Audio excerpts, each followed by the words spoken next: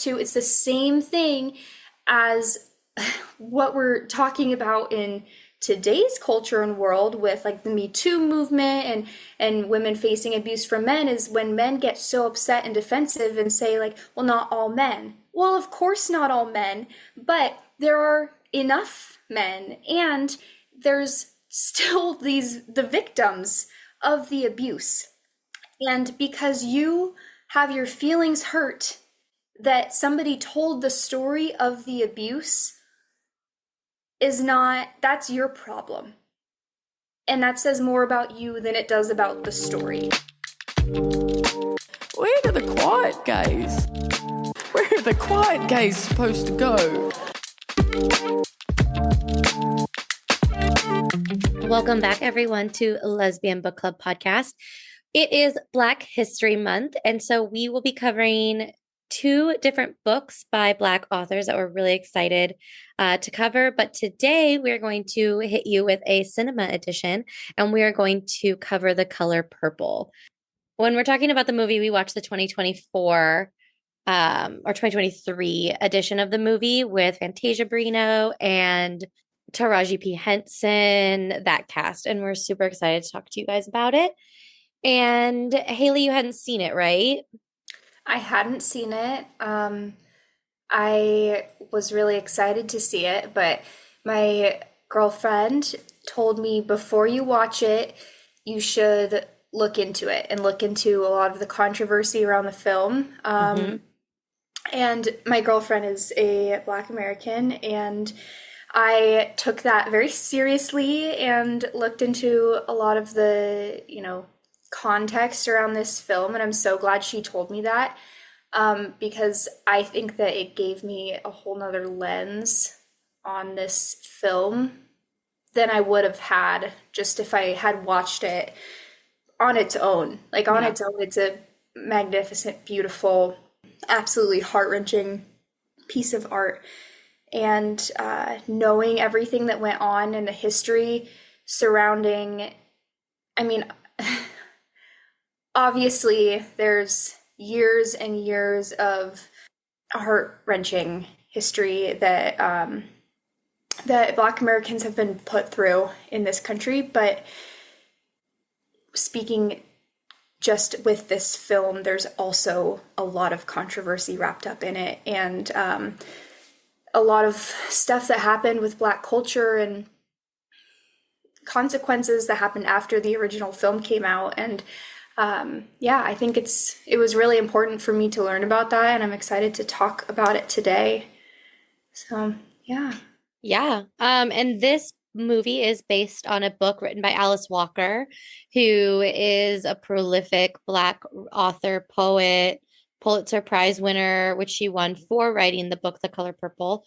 We're going to be covering Mouths of Rain next, and Alice Walker has some pieces in that book, which is what made me think of doing this movie instead of like another L Word episode or something like that. So yeah, I'm excited to get into it. I think Haley and I are both fully aware that we are like very privileged white women coming to cover this movie. And so, yeah, we're very aware of that as well. Yeah, and I think on that subject, there's obviously the question of like, why should we talk about this? And from my perspective, just to put it in kind of the frame of like, if we're here talking about like LGBTQ issues as LGBTQ people, taking this away from The Color Purple, away from Black issues or race issues or anything, okay? Let's completely separate this. But same idea. And it was only queer people ever talking about it and speaking up and having conversations that would feel, I think, very isolating and lonely, and like nobody was recognizing our existence and understanding us and our art and seeing us and, I don't know, speaking up for us in any way. And that's why it's so important that we also have like straight and cis allies. And in that tune, I think it's also important as white people that we speak about these things. Like obviously we talk all the time about like consume Black art, listen to Black voices. And I think it's really important to keep in mind, like, I'm not saying talk over Black voices or anything like that. I'm saying that it's okay as white people to have conversations and like lift Black voices up and have the conversations to get meaning and understanding and uplift people, because it's not okay to let marginalized communities continue to sit on the outside because we're afraid of having conversation in a public space. Yeah, I absolutely agree. And if we do misstep and we overstep into something, we're perfectly open to feedback and to have that conversation as well. But we are doing our best here, you know? Yeah. Yeah. Yeah. Okay, so you sent me a text that said that The Color Purple absolutely wrecked you. You want, should we just like, and let me tell you, so I went and saw this when it came out on Christmas Day with my mom. And I had heard a little bit about the movie, but I didn't know exactly what I was getting into.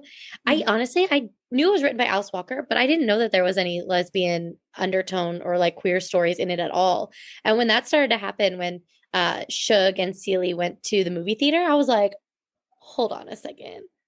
Is this going where I think it's going? And then like it did. And I was like, oh, holy shit. And then I looked into it a little bit more. And apparently the book is a lot more, I don't want to use the word graphic because I feel like that has a negative connotation, but apparently the book is a lot more explicit about their relationship. Whereas in the movie, it's almost tiptoed around, I feel like. Did you get the sense that their relationship was not shown in its like full breadth? Yeah, well, and it makes sense that you feel that way because historically, with how this has come visually and how it's been adapted from Alice Walker's Pulitzer Prize winning book, she did really include the queer relationship between these two women. Like that was a point in her book that was well, Shug was really showing Celie, like, what does it mean to love yourself? And like, it's okay to care for yourself. And like, what do you mean you have never experienced these feelings before? Let me show you. And when the movie first came out in the 80s, the original, it was almost not developed at all. And that was because we had Steven Spielberg as the director. And I want to sidetrack a little bit here to talk about that. Yeah, let's do it. He, as far as that relationship goes with Shug and Celie, he almost completely glazed over that in the movie. In the original movie, he had a very, very quick kiss between the two of them. And that was it. And the reason being is that because he didn't want to let the film get too artsy and get lost in this sort of like artsy film world. He wanted to keep it commercial so it would make money. Right. And in that age of film, two women having a relationship on screen was not going to make them money. No. Right? So that was the choice made, and Alice Walker wasn't happy with it. But even as a consultant on the film, she didn't have that much say in opposition to Steven Spielberg about decisions like that. So right. The cast actually spoke up about it too, wanting to stay truer to the book, but it just didn't happen. But we have Steven Spielberg, who is obviously white American man, and he is directing this movie that is about the story of Black women. And it's really, this story has a lot of Black pain in it. And what does he know about Black pain? And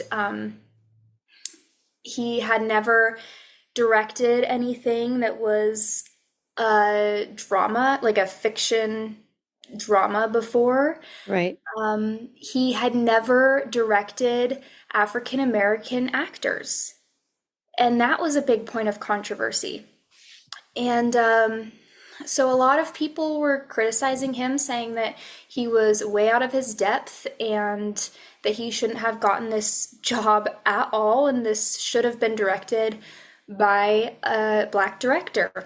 Yeah. And then there's the counterpoint going on of, okay, this is the early 1980s, and the reason that this film got made is because Right. Steven Spielberg stepped up to take the story and make it, and he wanted to make it. And the studios at the time were not, as messed up as this is, were not going to give this opportunity to a black director. Right. There were not any directors of that time that had, as uh, as it was put in a interview, and I have to try and remember who said this. It might have been Margaret Avery, but nobody had the clout that Steven Spielberg did. Yeah. There weren't any Spike Lees back then. There were no black directors that any studios were going to give this chance to. Right. And he took that opportunity and he did it. And with that came the choices that a white man would make. Right. Okay. So there lies a lot of the controversy of this film. And then a lot of the conversation that arose after it is the impacts that it had on the black community. And this goes both ways, and it splits down the middle generally between black men and black women. There was a lot of controversy from what I read about over Mister's character. Did you read about that? Yeah, Mister's character and the men in general, but a lot of it, yes, was about him. Yeah, and how he was portrayed. I'm trying to remember because I read it right after I watched it last Christmas. And they didn't like how he was portrayed. They didn't like how the black men in the movie were portrayed. And I think that turned a lot of their audience off to the movie, whether it's a true depiction of black men. What I was a lot of reading that I did was centering on how, as black women, they're at such an intersection of identities with and leading them to be some of the probably the most oppressed group in American culture, and how these black women have to subsist in a racist culture, a racist white culture, and then also have to subsist within a patriarchal black culture, right? Yes. So all of these intersections coming together to oppress black women, and then finally a story is being told about black women, and those same oppressors are now upset about the depiction of them in a film about black women. Yes, I'm so glad you said that, because I mean, a huge thing about this time in the plight of black women was there was the feminist movement was going on, and that was largely beneficiary for white women, and white women did not want black women to have really inclusion in that or any kind of power by any means within the feminist movement. And at the same time, black women were getting excluded from sorry, we're gonna have to You're okay.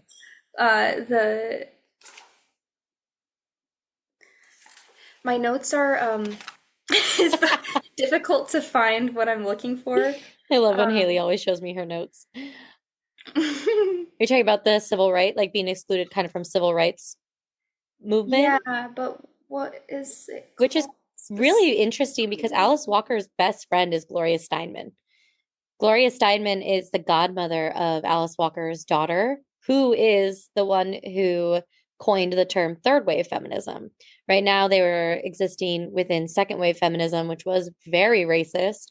White women did not give Black women a seat at the table and didn't give them a voice. And so they were being very excluded. And Alice Walker actually coined the term womanism, which was for Black feminists and Black queer feminist women, which is very cool for them to have like their own word and their own kind of movement. But third wave feminism kind of came in again. Alice Walker's daughter is the one who came up with that term, but which is I find so interesting. She's also a poet and an author. But sorry, Haley, go ahead. Or did you find your spot? I did, and that's Okay. interesting. I did not know any of that. Thank you. Yeah. They're also they're having this contention between race and gender because they're excluded from the feminist movement, but they're also excluded from the Black radical movement of the 60s by the men in it. And this is something that the book that we are going to cover next week, Mouths of Rain, actually talks about quite a bit. And Black women, especially as Black queer women, trying to find their place within the two. So I'm glad you brought that up. I think we should also just talk about so yes, these men were really upset they felt like this film was like taking advantage of them. It was portraying them as terrible people, and I mean, there's a lot of nuance to this, okay? There's some validity here. Like, if you look at the timeline of this, we're coming out of the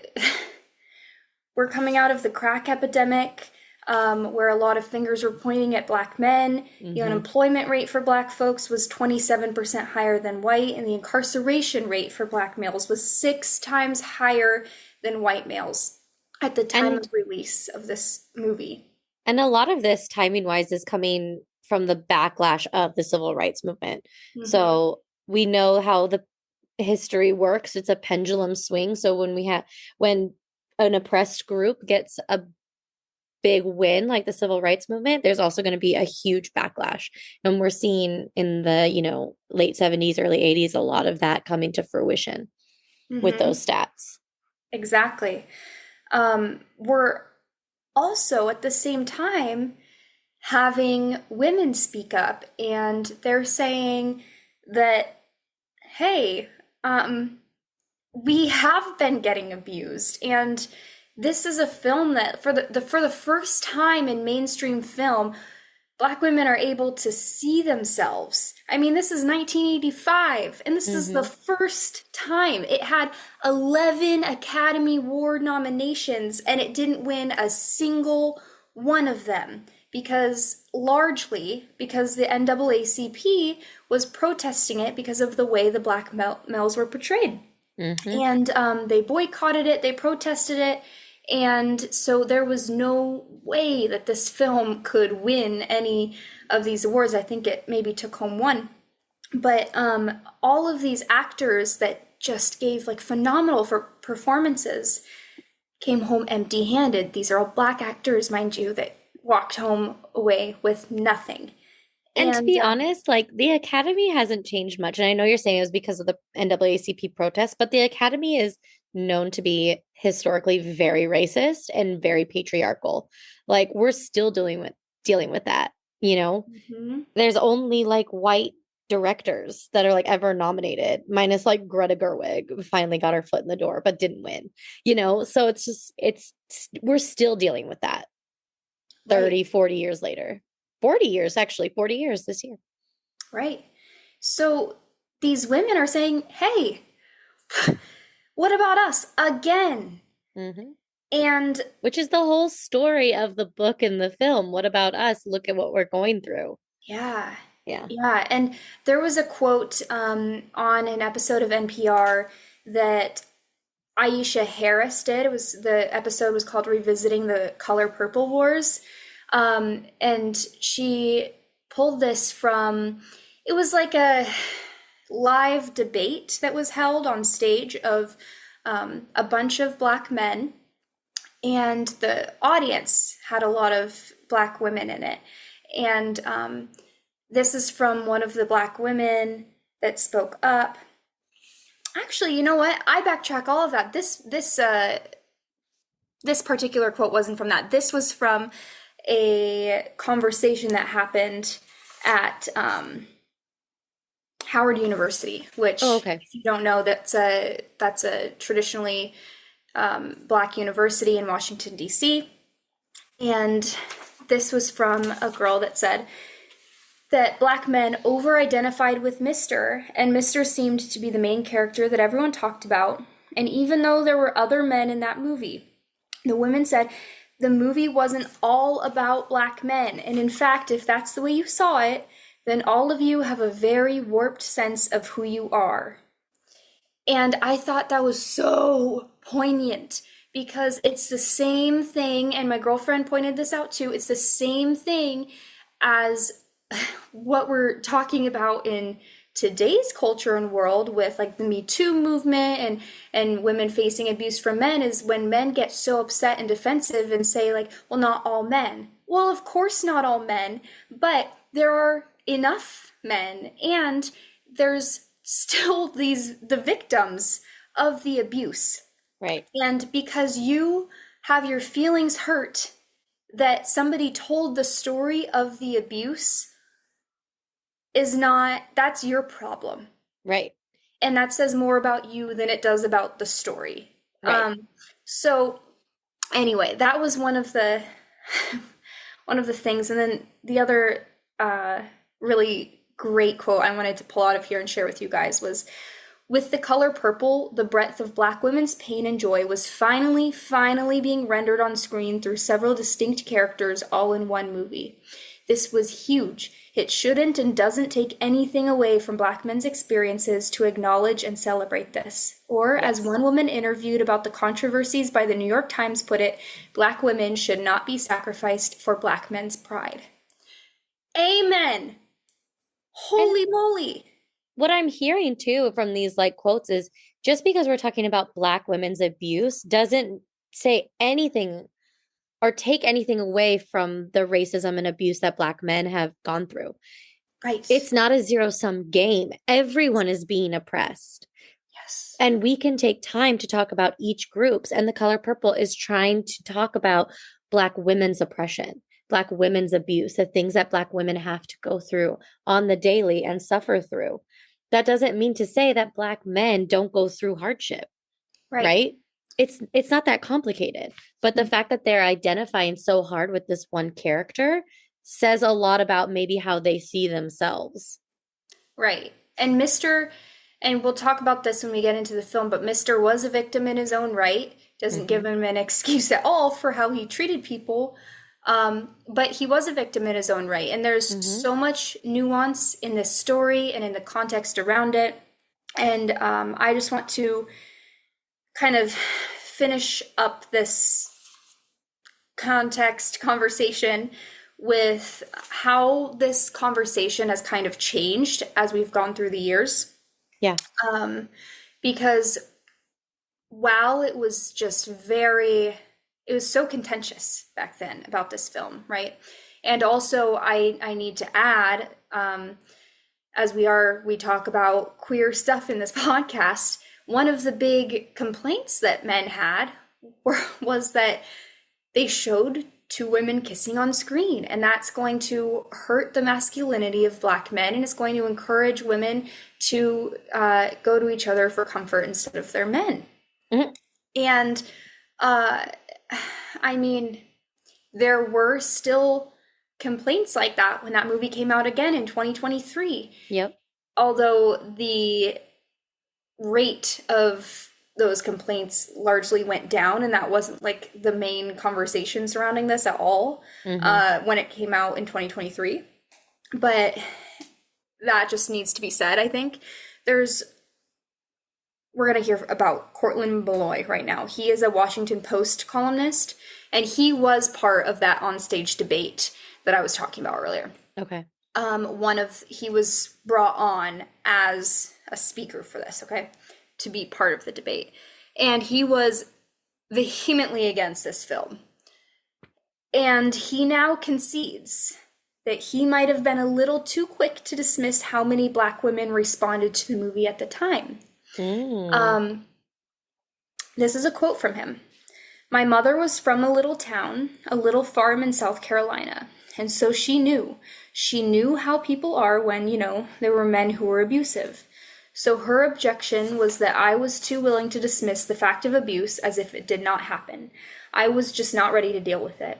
What I learned from her is that there were women who were ready to deal with it, who wanted it out in the open, this big secret thing. That movie did things for people who had never seen images like that before and who knew that there were secrets that had never been revealed before." That's, I like the evolution there that we see from Mr. Malloy. And I think that's also part of like being seen and a big thing that art does for people and showing you that you're not alone. And the numbers tell us, the research and the data from that time tell us factually that Black women were disproportionately in battered women's shelters. So whether or not the men at the time wanted to face the fact of abuse, it was there. And it is part of our evolution to face it and to fix it. And the color purple was a tool in helping people face it. I think it was a salve for healing for Black women. Yeah. And there is a reason that they made it into a musical that took home Tonys. There's a reason that they remade it as a movie again in 2023, and why it's so talked about still, why it was so debated then. And I am excited to get into it. So let's do it. Yeah. I think we can do like a brief overview. I feel like a lot of our audience has probably seen the movie. And then like I want to specifically talk about Sophia's character, who was first portrayed by Oprah in the original film. And then this time by, why am I blanking on her name? I got you. It's Danielle Brooks. Thank you, Danielle Brooks. So, and then played by Danielle Brooks in this film. And, the iconic line, it goes along with what you were just talking about, where she says, "All my life I've had to fight." I really think that became the slogan of the whole movie for Black women is, "All my life I've had to fight." And yeah, so I really want to talk about Sophia's character. And obviously I want to talk about Shug and Celie, but brief overview of this film, it centers around Celie. This character is Celie, who we find out is being abused by her father. Also, we need to do a trigger warning. We did not do a trigger warning. We'll put a trigger warning in the show notes below, but rape, abuse, just all, what else is there? Slavery, racism, poverty, just so many horrible things that happen to mostly the women in this film. But we find out that Celie and her sister Nettie, they live with their father. And, it seems like they kind of picked one of the girls to go be educated, which would be Nettie. And Celie, they just think is dumb and stupid and ugly. And she's being abused by her father. When the movie opens up, she's about 14 and pregnant with her second baby by her father. And ends up being married off to this character, Mr., who is, yes, definitely the villain of the story. And Nettie is, we come to find out, been taken to be with a missionary family, and they go to Africa. Sorry, I'm like butchering this, but it's just like my train of thought is going on like character by character. But Mr. has a longtime mistress, Shug Avery, who is, oh my gosh, I love her number in this film when she comes to town. It's incredible. All the music in this movie was just the colors and the choreography. I loved the use of colors that they did in all of the numbers. It was just like a like shining light in like a dark story. I'm like getting emotional and I like Yeah. don't want to. The dancing. Yeah, the dancing. Honestly, I also really loved Harpo's number when he's building the house. I found to be just incredible and really fun.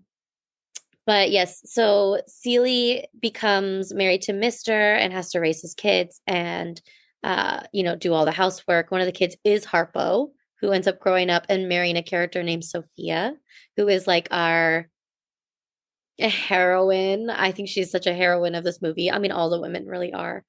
You want to keep going with the overview because like I'm getting like stuck on my emotions at the moment. Yeah. Yeah.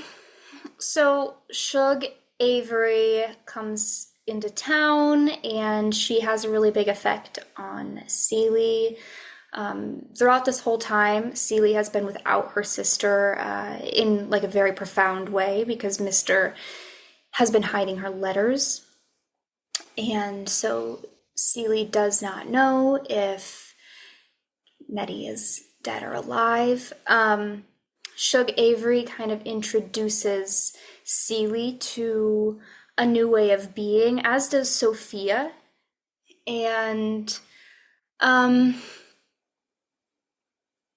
eventually, the women in this film find strength within each other to stand up to men. That's after Sophia is let out of prison after a 6-year sentence for defending herself against the white people in town.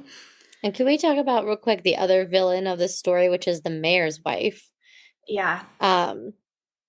White women were a notorious problem for Black women at this time, and they still are.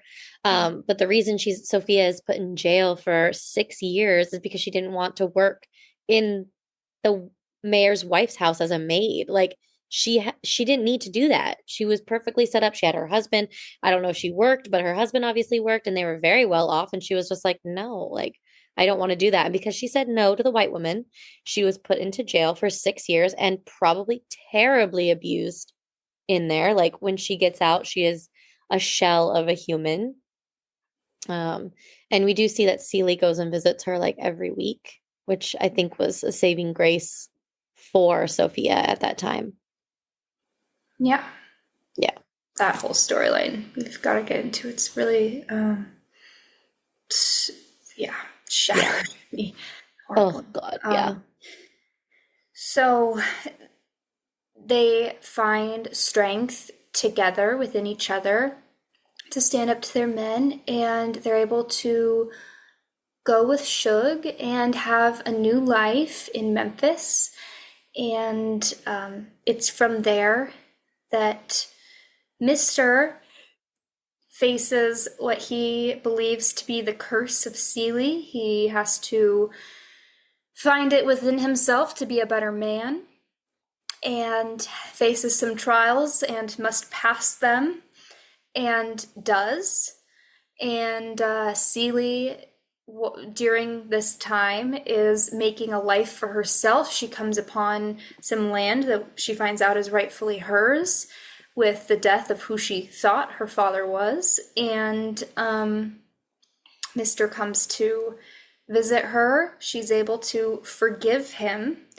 And Mr. is able to get her family back from Africa, surprising her. And with that, we reach the end of the film. Throughout there, I think we have a lot to talk about. Yeah. One of the themes throughout this that I would really like to talk about is religion and what it meant and means to Black Americans and to Celie in particular. Yeah. Because I think that was very important to this film. Yeah. Yeah. Yeah, especially in the deep South, coming off the back of slavery in that time where a lot of Black Americans really did turn to religion in order to cope. I mean, a lot of their hymns were, embedded within them were routes out of slavery and for rebellion. And I think that's a lot of what was used in the film as well. It was very much used as comfort, but also as hope to escape. Also escape, of course. We start off the film with a song about Sunday morning, Yeah. and everyone in the town is excited to go to church. And this song is about hope. And so many of the musical numbers in this movie are about hope. Yeah. And like one of the lines pulled straight out of that song is God sees the wicked and knows what to do. And about God providing the ark and hope that God is working and will save them from the wicked. And the opening hand clap game, you know, like that little kids play. Yes. That it was Nettie and Celie in the tree. And they were playing together and they were singing, and that was about hope too. And they say the moon will keep rising. And what did the moon mean to, I mean, what did it represent to them? Like the moon was there when they were going in the Underground Railroad. It was a guide. It was, you know, like it's a symbol of the days keep coming and there's light in the dark. And church was also a place where Black people could meet, and it's where there were meetings held for the civil rights movement, and they could speak freely, they could preach, they were free to learn and talk. And it was also the only place pre-civil rights movement where Black people could gather in large groups and not face violence and get shot at. Right. And I mean, there's a lot of huge importance for this culture with church. So we definitely see that in the like love for God in this film, and the hope that it brings. And I mean, these people are in hard, desperate times throughout a lot of this film, and they keep going back and back to this music and the lyrics of hope. When times are, like you said, times are really difficult and they're in a very precarious situation, sometimes the only thing you have to turn to is religion. And that's also the biggest method of teaching, right? You look at Celie, who's incredibly uneducated. I don't know if we know she can read because probably Nettie taught her, right? We see her read the word Africa in the film by like sounding it out, and she's like 14, right? And it was the biggest teacher. You know, people learn through story, and in that time, biblical stories were the easiest and most accessible for people to learn through. Mm-hmm. Yeah. Yeah. This is such a heavy topic and such a heavy book. It's like it's hard. It is. Celie starts out with faith, and we see her throughout the story kind of start to lose it. It turns when her sister is, in her eyes, gone, like really, really gone. The years have gone by for Celie. She's been sitting at the window waiting for Nettie to come back, and Nettie will not come back because Mr. threatened the lives of both of them. Yeah. He shot at Nettie, like made her run away in the dark with nothing in the rain as a kid, and shot at her with intent to kill. Yeah.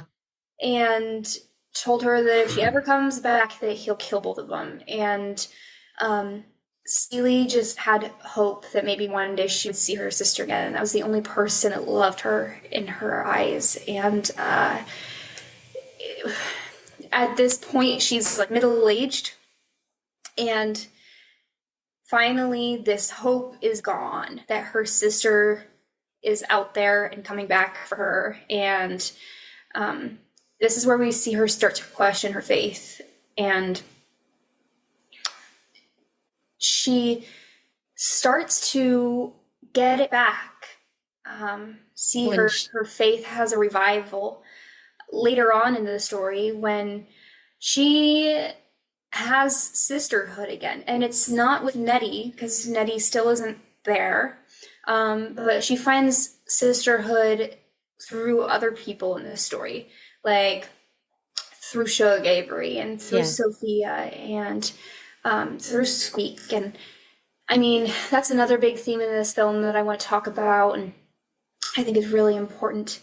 Uh, Yeah, I loved on that note, Sophia, when after she has her baby and she comes to visit Celie, or Celie comes to visit, and Sophia's like, oh, she's a guest, and Sophia just hands the baby off to Harpo and is like, make us tea. And he's like, I'm holding the baby. How am I going to do that? She's like, are you kidding me? Like, figure it out. Like, I make your dinner while holding the baby and do the laundry and the cooking and the cleaning and everything. Like, figure it out. And then he brings the tea to them and she throws it into the swamp. Like, this is cold. Like, what the hell? Do it again. And I think this is the first time Celie has ever seen a woman like stand up to a man, let alone her husband. Mhm. And, you know, the thing that the sisterhood that kind of Celie starts to learn is like, oh, women can fight back. Women can say something. They can have a voice, right? We see that through the Hell No song, which is so good, so incredible. And even Shug is like, he hits you, like, you got to learn to fight for yourself. You got to teach them how to treat you, right? Yeah. And I think that the sisterhood that you're talking about gives Celie so much strength. And we finally see it obviously culminate, you know, after Sophia's been in jail at the dinner with Mr. and Mr.'s father, who's incredibly abusive to everyone, including Mr. And we see her fight back and just be like, I should kill you. I literally should kill you. And is stopped by Shug and the other women, obviously, because they didn't, that would be bad just all around. But yeah, the sisterhood, I think, is so important in this film, whether it's platonic or romantic, right? Platonic with Sophia, romantic with Shug, but all facets of sisterhood in this movie, I think, are represented. And it's so beautiful to see on screen, especially between all of the Black women. Mm-hmm. Yeah, and they give each other something. Each of them, like Celie benefits hugely from these relationships with these women. Like before, you never see her sit up straight. She's slouching. She doesn't have any confidence in herself. She doesn't think anything of herself, really. And why would she? Nobody has ever given her a reason to think that she's worth anything at all. Yeah, confidence is taught. Sometimes you have to teach confidence. Yes, there are people who have it innately, but when you have been beaten down, abused, uneducated your entire life, how are you supposed to know that you have any power? Right. Within, like, inherently within yourself? You won't. You won't. It's been completely taken from you. When you're abused, your identity is small. I feel like your understanding of your power and yourself, especially without her sister there with her, giving her that confidence and power. How's she gonna build that up for herself? She has no tools. Yeah, I mean, we see her smile for the first time since she was a little kid with her sister when Shug comes in and makes her laugh. Yeah. And she's so surprised by her own laugh, she covers her mouth. She's like, what was that? Yeah, I mean, these women gift her with confidence and with knowing that she has strength and that Shug makes her understand that she's beautiful. This is a woman who's been told that she's ugly her whole life, and Shug makes her feel beautiful, tells her she's beautiful. Shug, I mean, shows her what pleasure and eroticism is. Sophia shows her what independence is.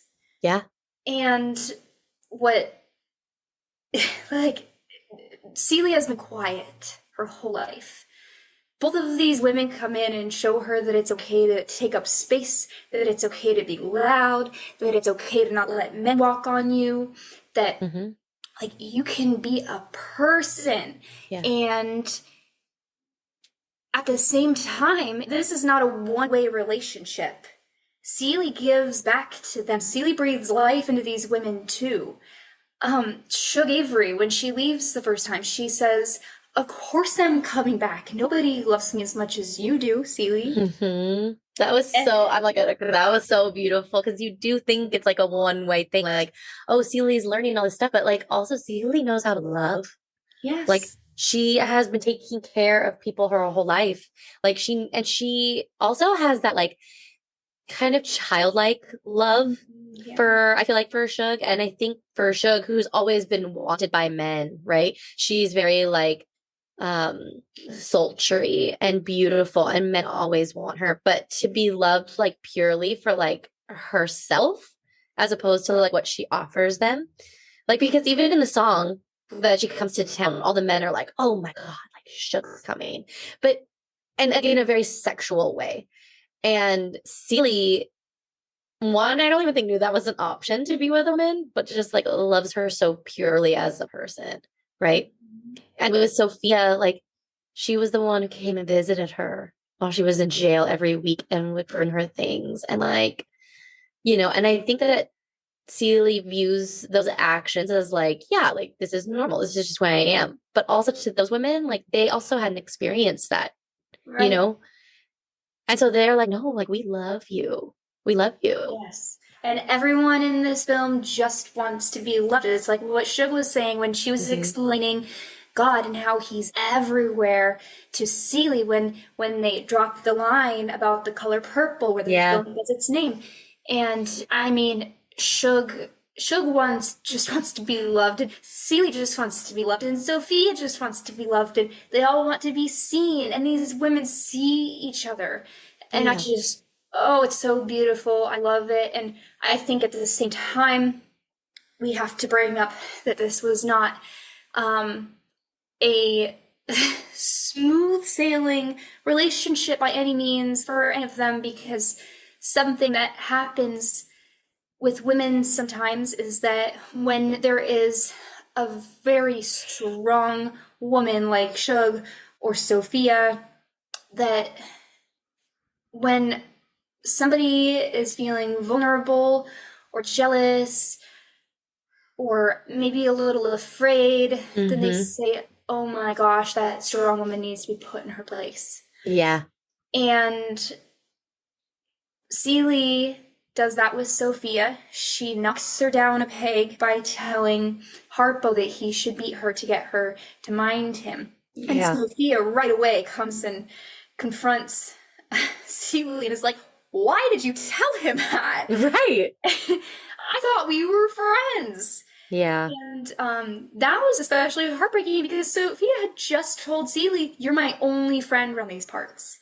I know. And Celie turns around and tells Harpo to beat her. And like, how betraying would that feel? And she, Sophia goes on to say, like, I've been fighting all my life. I've fought growing up. I've fought in the streets. I've fought at work. I never thought I'd have to fight in my own home. And she had made a safe space and safe relationships for herself. And somebody who was jealous of her came in and took that away. Yeah. And she didn't stand for it for a second. She maybe like grieved that privately later on, but she said, I don't get treated like that. I'm out of here. And she left Harpo. And she went. Yes. Yeah. And I mean, how crazy admirable is that, but also how hard must that have been for her in, I mean, just many, many facets. And we also see with Shug that this is a strong woman who has made a name for herself. She sings the blues. She is very well off from her own talent and work, and she has things to say for herself, and she's brave and expressive, and then women and men alike say horrible things about her, like, oh, she's a slut, or oh, be careful, she's gonna get in between your husband's legs, things like that. Like, they're just always taking strong women down, and no matter how hard they work, they have to keep working harder to remain untouched by that, because people constantly want to touch them and their little box of themselves, like their identity, and they want to drag it down. And so in order to remain up in their own space, like that's energy and effort. And you see that start to wane when these women decide to like come together and really have each other's backs. And that was, I think, like absolutely the most beautiful part of the film. And we see it in Celie's pants store when they all come and build that together for her. And I think that was just such a deliberate choice to put women in pants. Like, I loved that. Oh, it so was. It was so good.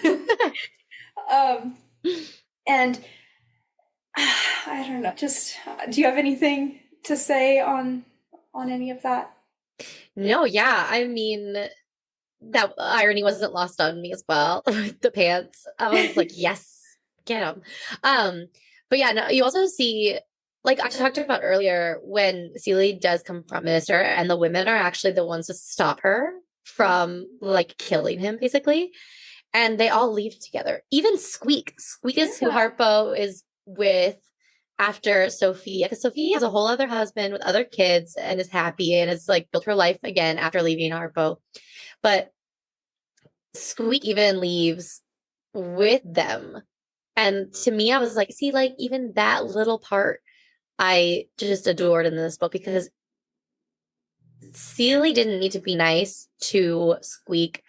Sophia didn't need to be nice to her, but they all recognize that they are fighting one battle and fighting one, fighting an oppressor, and they all have to band together in order to survive.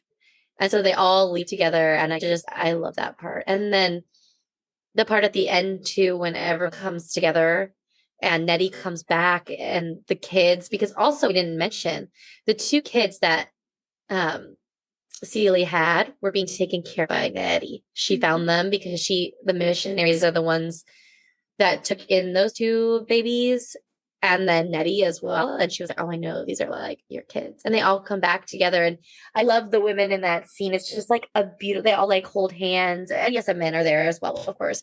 But I just feel like there was such a feeling of like togetherness and like understanding of like, here we are. And I just thought the ending was so incredibly beautiful. It was. It really, really was. Mm-hmm.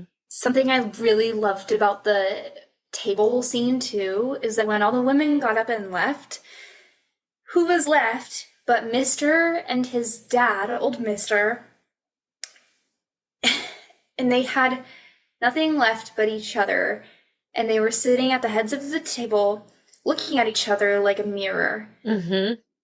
And without these women, truly they had nothing. No. And old Mister was the OG abuser to Mister. Mm-hmm. And I mean, now Mister, who's like the center point of abuse in this movie, is looking at his father like a mirror in this scene. And like, I don't know, I liked that imagery a lot. I thought it was very powerful. And it's like, this is your fate. You walked in his shoes, and now you get to live his fate as well. Yeah. And you guys are going to be alone and only have each other. Because the women in this film are also like the lights in people's lives. Like, even though they are being abused, they're what bring light to the screen. They bring light to the family. And when they leave, it's just quiet and dark, and just the two men, the two main abusers in the film, looking at each other like, well, now what are we supposed to do? And it's like, good. I hope you sit in that. Mm-hmm. Yeah. I think that I'd like to talk about Mister as a victim, and I think too, part of this conversation before we get into that is the difference between Nettie and Celie, and Celie as being a victim of abuse from a very young age, and Nettie was not, and how that affected how they went about the world. Yeah. And where they ended up. I mean, we we have Nettie get sold from her pa to Mister for a cow and a couple of eggs. Sealy. Or sorry, yes, Celia. Yeah. Yeah. And Nettie remained in Pa's house, and it took very short amount of time for her to wind up at Celia's door asking to stay because Pa tried to touch her. Mm-hmm. And we knew this had been happening to Celia. She had already had 2 kids by him by the time she was 14. Yeah. And Celia did not know any different. She spent her childhood being molested by her father, being made to have his children, and then having her babies that she loved ripped away from her arms from her dad, and then just, she had no idea what happened to them. She didn't know if he was killing them. She didn't know where they were going. He said he was giving them to God. Okay? Mm-hmm. So this is like the level of abuse that she'd been facing. Yeah. As well as verbal, probably physical, emotional. Every single type. Yeah, and Nettie was very protected by her father. He loved her, he adored her, and now that Celia's gone, this abuse falls to her. And Celia, since she didn't know any different, she didn't know that there was an option to fight back. Mm-hmm. She, the world probably seemed much darker to her, I'm going to guess. Yeah. And Nettie walked around with a sense of naivety. Mm-hmm. And optimism. yeah, and believing, I think, in the good of people a lot more than Celia did. And it feels so icky to say this because that's just being a kid, living a regular life. Right. And when we put in a context of Celia, it's naive and it's optimistic. But in any other case, it's just a regular kid living a life, right? Well, so she shows up, and now she's in Mister's house, and already we know, like, this can't be good. We already know that Mister is attracted to Nettie because he came to court Nettie first, and Pa would only give him Celia. So it's her first night there. He comes into Nettie's bedroom at night, and he attempts to rape her, and she fights back. Celia would not have even thought to fight back. Yeah. And Nettie fights back, and she doesn't understand the danger that this might put her and Celia in. And obviously, she has a consequence there. She gets shot at. She gets in the rain. And even before this, they go out during the day, and Celia's like, we have to get the firewood and get back before Mister gets back. And then he's like, oh no, like, we'll just be out for a bit. We can go play. It'll be fine. And Celia's like, oh, you don't understand. And then he starts singing and la la la la la. And so anyway, they just have like very different takes on the world. And I think that this is part of why at the end of the film, Celia is able to forgive Mister. Like, this is a very long and roundabout journey here, but Celia spent most of her life getting abused by Mister. Yeah. Horrible abuse. And he took away years of being with her sister from her. She had no reason that she needed to forgive him, let alone let him back into her space, which she did. And I was having a very difficult time understanding why she would do that. My girlfriend pointed out to me that Celia is just a good person that sees good in people and is good at forgiveness. I also think that there's an element here of Celie for a long time didn't have any family. She ended up with her chosen family, and her sister back at the end, but for a long, long time, the only family that she knew was Mister. And a lot of people, like in abusive situations, which my girlfriend and I were talking about this too. A lot of people in abusive situations um, can't always like separate themselves from the sense of family that they have with their abuser, and some Yeah. experience like a Stockholm syndrome, and I think there's an element of that there as well. Yeah, I don't want to necessarily like I have a slight pushback on framing Celie's forgiveness as her being a good person because I just don't think you have to forgive an abuser, and I don't think that necessarily makes you a good person.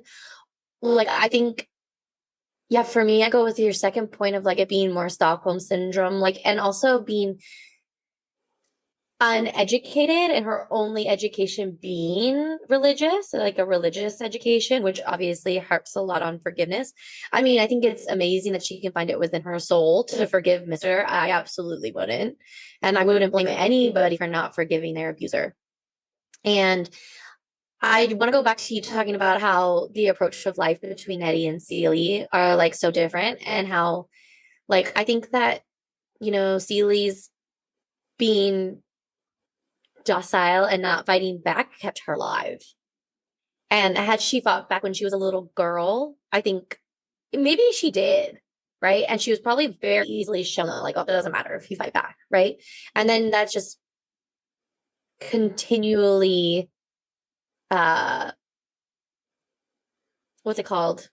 Reinforced, continually reinforced. Like, doesn't matter if you fight back, it's going to happen anyway. So you might as well not fight back. It probably wouldn't hurt as much, or you probably wouldn't get hit as much, right?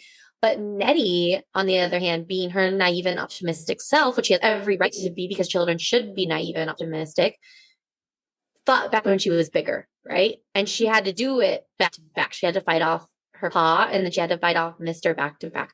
And she got away with it, right? And again, that's like I think a part of sisterhood that we didn't really talk about Nettie for Celie being a part of that, but that was like her first taste of being fighting back. And yeah, it was met with like, oh shit, like she was shot at. But also she did see it happen and she did survive. And I think that's a beautiful first look for Celie to have. Not beautiful in the sense because it's obviously tragic and horrific, but like at least she got to see her sister survive. Yeah. Yeah. Rough all around, but Ruffle. Yeah. Yeah. On the topic of Mister and him being reintegrated back into Celie's life, let's talk about him as a victim. He when he's drunk at the end and he's being escorted out of the bar by Harpo, he's just kind of a mess. His life is falling apart. He's so upset, and just kind of like facing, like, he's so upset. his whole life, yeah. His world falling apart. Like, he thinks he's been cursed by his ex-wife. He's really having to come to terms with how bad of a person he's been too. And I love that he thinks it's because of Celie. Like I love that he's like, this witch has put a curse on me. And apparently the thing is he gives Celie a lot of power in that. Exactly. Like he's spent this whole time taking her power away, and now he gives her so much power by believing that she can control the weather, that she can inflict diseases on his crops, that she like incredible. Yes. I loved it. I was like, yeah, that's right. It is her. Yeah.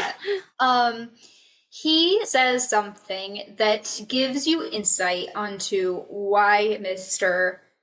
is a nuanced character. Yeah. And it is that he wanted to be in Shogare's band, that he could have played in her band. And this would have given him such a different life. But he had to work his granddaddy's fields.